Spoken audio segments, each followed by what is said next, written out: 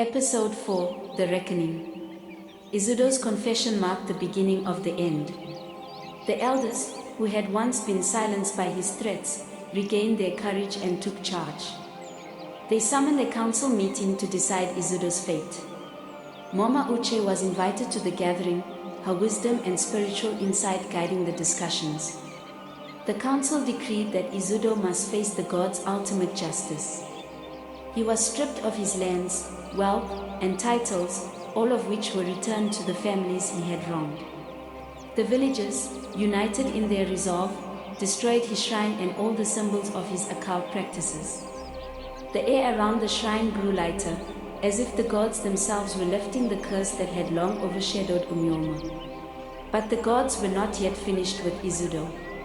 Banished from the village, Ezeudo wandered aimlessly, shunned by all who once knew him. He sought refuge in the forest, hoping to rebuild his connection with the spirits, but they rejected him. His rituals failed, and his offerings were ignored. The forest, once his sanctuary, now felt like a prison. As days turned to weeks, Ezeudo's health began to deteriorate. Plagued by nightmares and visions of his victims, he became a shadow of his former self.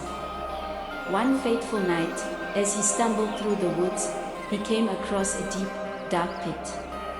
In his delirium, he heard the spirits calling to him, promising redemption if he entered the pit.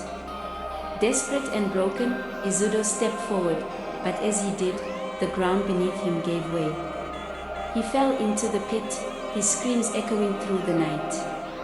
The villagers, hearing the distant wails, knew that the gods had delivered their final judgment.